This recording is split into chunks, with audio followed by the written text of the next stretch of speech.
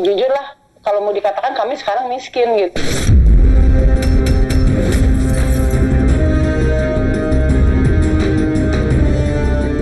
Seperti itulah pernyataan Ibunda Medina Zain, Tin Wartini, di mana semenjak Medina Zain berurusan dengan hukum hingga Medina dijadikan sebagai tersangka kasus pencemaran nama baik dan pengancaman, kondisinya pun semakin terpuruk dan jatuh miskin.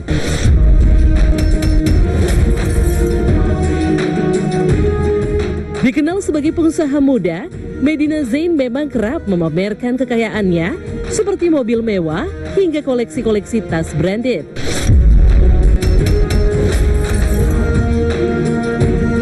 Namun seiring berjalannya waktu, berbagai kontroversi justru kerap mengiringi perjalanan Medina hingga dari banyaknya konflik dengan para selebritis itu dan kini dikabarkan bangkrut.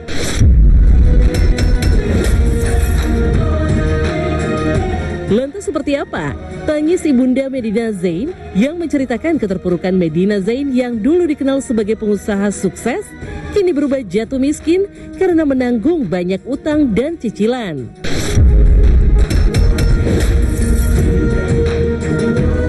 Menjadi pihak pelapor, lantas seperti apa pula tanggapan Marisha Icha dan Uci Floudea melihat Medina Zain yang kini telah mendekam dalam tahanan Polda Metro Jaya?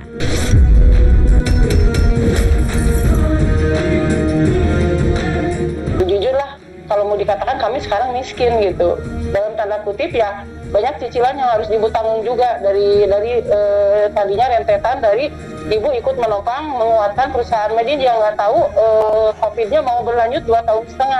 Medin hanya memplanning setahun sehingga berani meminjam modal ibu, itu aja ibu. Jujur ibu mau dikatakan miskin ya miskin gitu. Jujur ibu mau dikatakan miskin ya miskin gitu.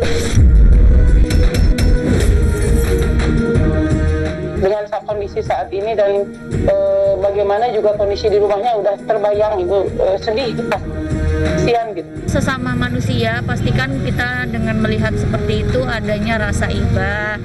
Dia perempuan, dia ibu, dia juga punya orang yang dia nafkahi, dia juga pasti ada baiknya gitu kan.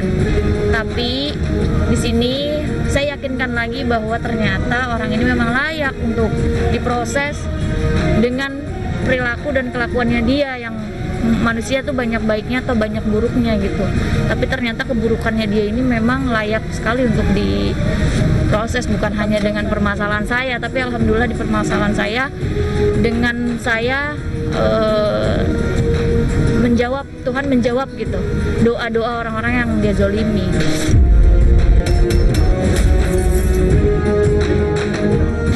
Terima kasih kepada Polri dan jajaran kepolisian Indonesia sudah bertindak tegas dalam menangani kasus ini. Ya gini kan ya Mbak ya, kalau kita lihat orang pakai baju oranye, pakai baju tahanan, terus dibawa sama polisi, itu kan ada hati yang rasa kasihan tuh timbul gitu loh. Kok bisa seperti ini gitu kan? Harusnya kan kemarin-kemarin kalau misalnya kita bisa ngomong baik-baik dari awal kan, saya maunya itu baik-baik gitu kan, malah nyolot terus gitu kan, ngirim apa ancaman lah, ngirim ini, padahal kan waktu saya klarifikasi di TV pun nggak ada nyinggung dia yang gimana, cuman saya minta hak saya dikembalikan karena saya merasa tas yang dikirim itu kan nggak sesuai kan, awalnya kan gitu, saya minta hak saya dikembalikan. Kalau memang pada waktu itu dia ada etika baik untuk kembalikan, udah nggak ada laporan apa-apa, nggak ada hari ini sampai dia pakai baju oranye gitu.